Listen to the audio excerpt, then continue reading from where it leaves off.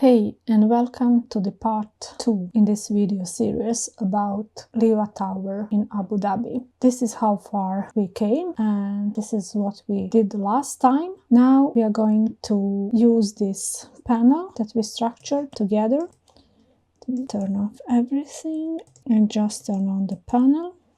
This is our panel and we are going to project this panel on one of the surfaces. To do that, we are going to use paneling tools in Grasshopper. Here are my paneling tools, and I don't know if Grasshopper comes with paneling tools nowadays or if you need to go to Food for Rhino and download paneling tools and install it as a plugin to Grasshopper. It was a long time ago. I started working with paneling tools, so I don't remember anymore. What we are going to do, we are going to construct two grids and to populate those grids with this panel. So let's go and make the first grid. I think we will use square grid, and here is square grid component. And before we continue, I think I will turn off everything and just take perpendicular frames. I will store them in an empty house component. Planes, I will store them in this plane component. Change the name to perpendicular frames. Perp frames, and via display hidden.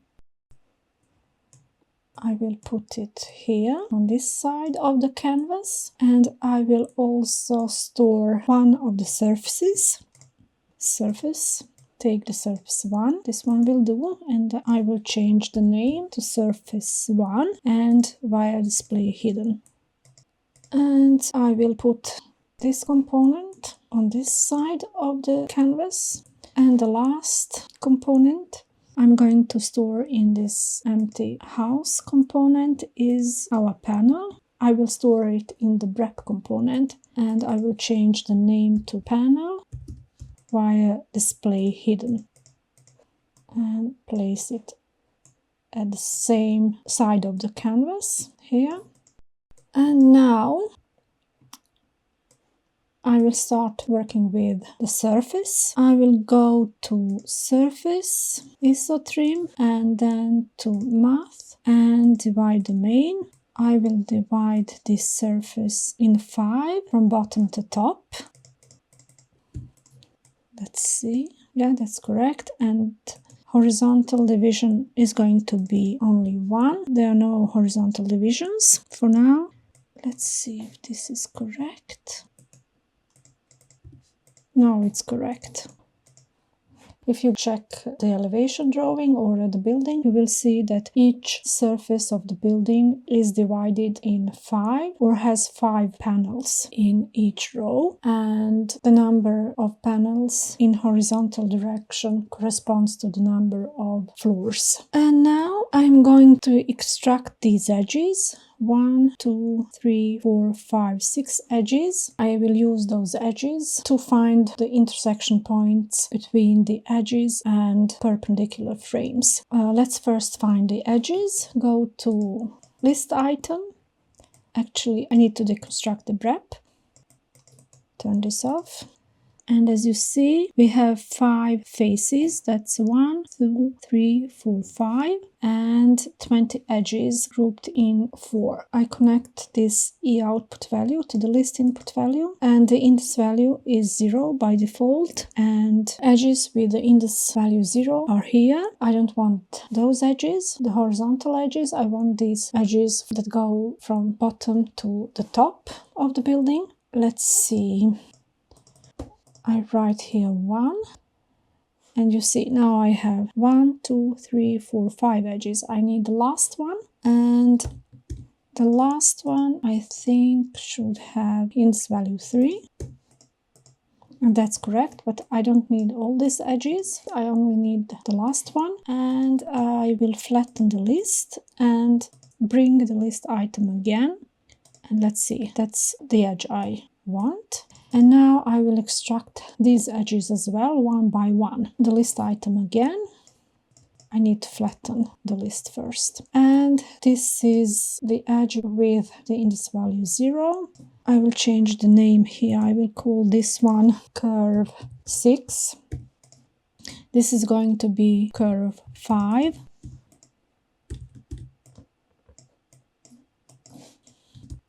This is going to be curve 4. And the index value for the curve 4 is going to be 1, I think. Yeah, that's correct. And this is going to be curve 3.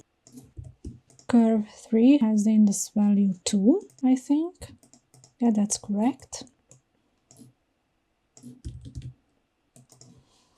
Curve 2 has the index value 3, I think. Correct. And the last curve, curve 1, and the index value is 4. That's correct.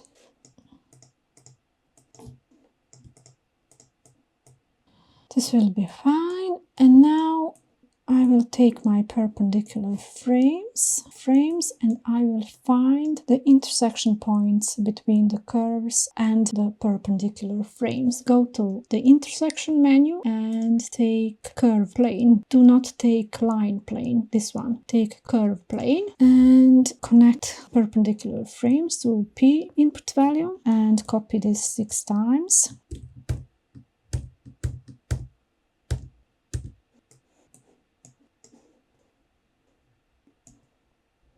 And connect the curves into the C input value.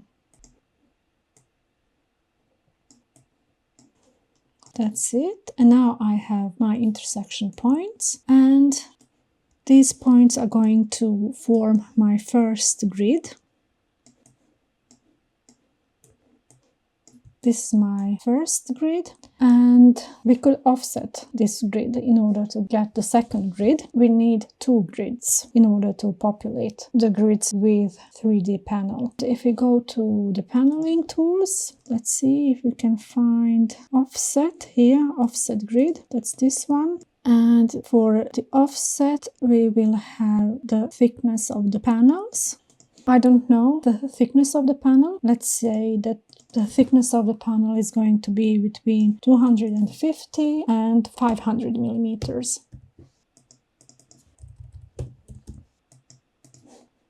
That's the distance, and it wants a BREP, and for the BREP we will have our surface. Let's see. Now we have the second grid.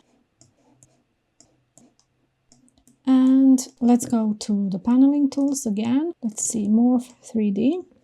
And to morph, we need the first grid, the second grid, and we have pattern object, bounding object. I think bounding object is going to be our panel.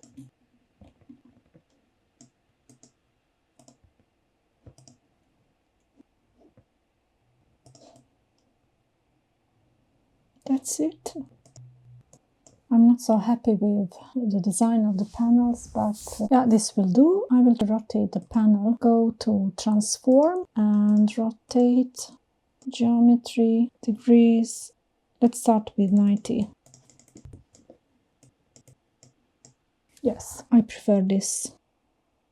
That's how we can do that, but this is not correct. I have already done this before, and the problem is I noticed when I moved the geometry from Grasshopper to Revit that the panels are not straight here. This line should be straight, like this.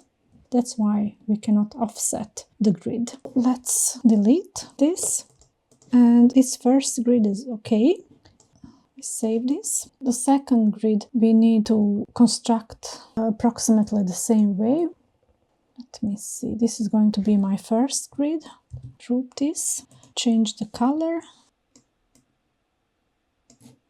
And now we have our profiles here. We will offset the profiles the same way we draw the walls. Let's go to the curve menu and offset here. And we will offset the curve, and the distance is going to be the thickness of the panels. here.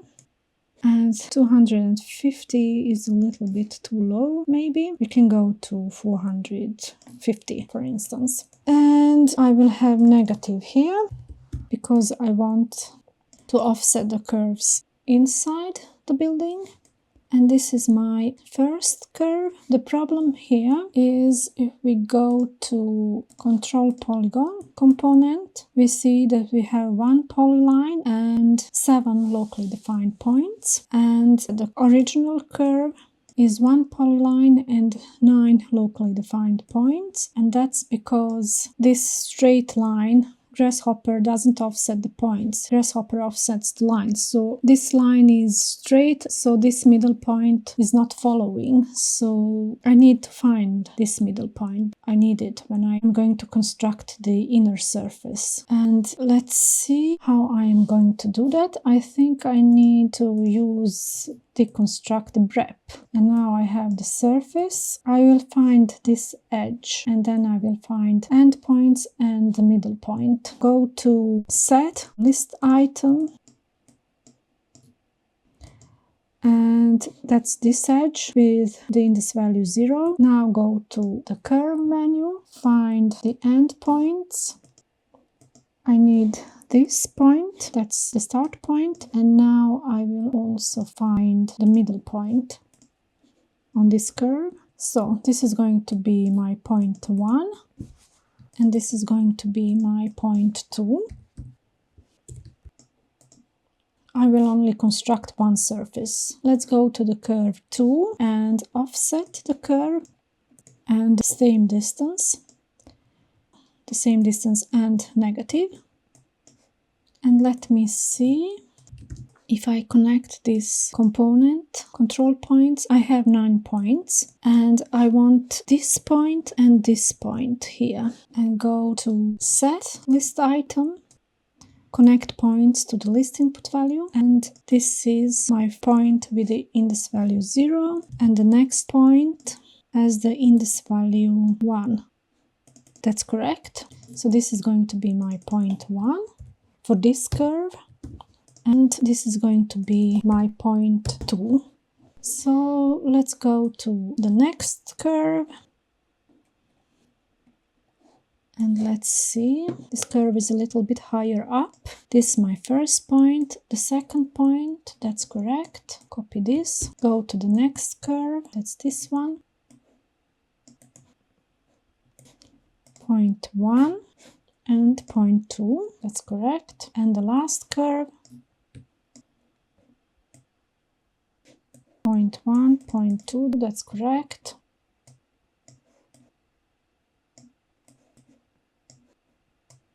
Let's go to the curve menu again and take interpolate and connect points 1.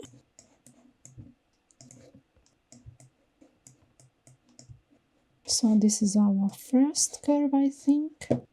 Yes, I call it curve 1. And this is going to be curve 2. Here I connect points 2 to the curve. Hold down the shift. That's our curve 2. And now I will loft these two curves. Let's go to surfaces and loft. Let's see. This is our second surface, our inner surface. And I will call it inner surface 1. And I will store it in an empty house. Call it in surface 1. And wire display hidden. This is my panel. And basically, let me turn off everything on this side.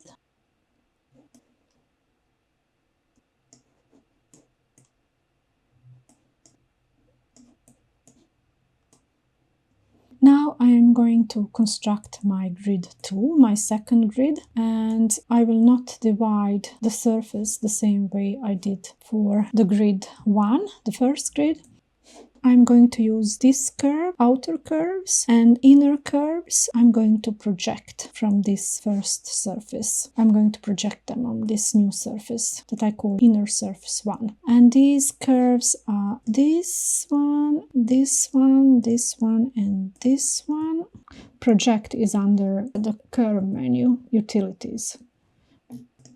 Let's try this one. And here's the curve, and BREP is the surface. Let's see. I will call it curve 2 while display hidden and bring it down here. And now I projected this curve on this inner surface. But I have two curves here.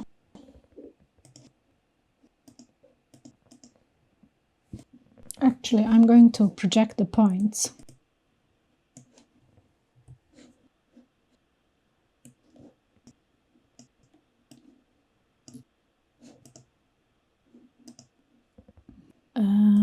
Yes, that's the answer. We are not going to project the curve since we got, if you remember, we got two curves instead of one. So that's these points we are going to project in the middle. And in order to get the points at the end of the surface, we are going to use perpendicular frames. We don't need a curve anymore since we are going to project the points. And we will copy this 3 more times. And basically connect these points to the next component, then these points to this component, and these points to this component.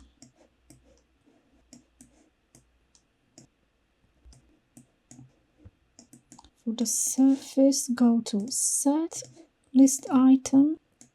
We need to deconstruct the BREP, and here we have edges. Index value is going to be 1 and 3, I think.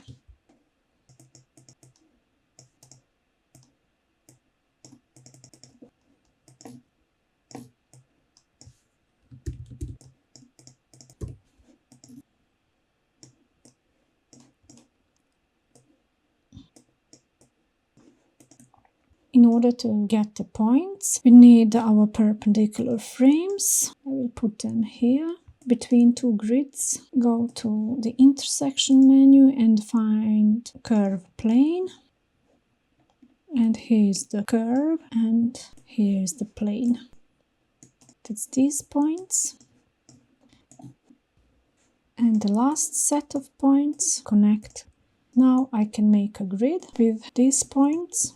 Move the panel, go to Paneling Tools, Grid Utility, Square Grid.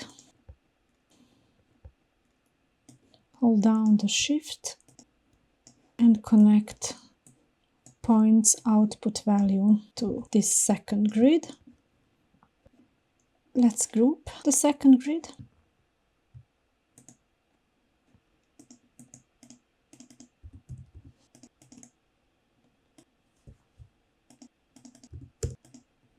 Now it's the same color. And let's go to Morph 3D and connect the first grid, the second grid, and the panel. Geometry to Pattern Object.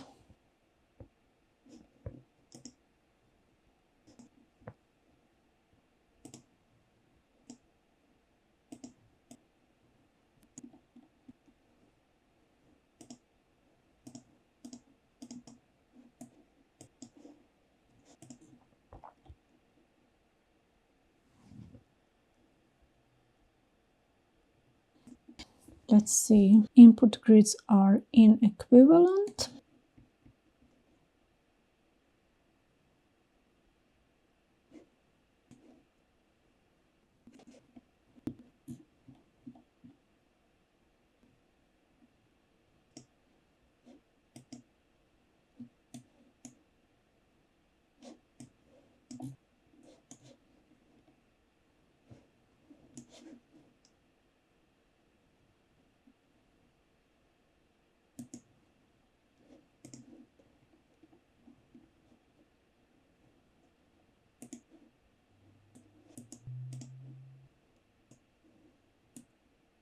I simplified the second grid because there are too many zeros, and now it's the same information.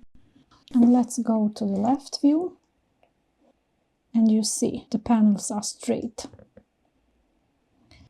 That's all for now. I will check this panel. I think this smaller opening is a little bit too high. I will check if we need to restructure this panel, and in the next video I will show you how to move the panels from Grasshopper to Revit, and we will even generate the floors and levels with the information from Grasshopper. After that we are going to work with columns. So that's all for now. Thank you for watching.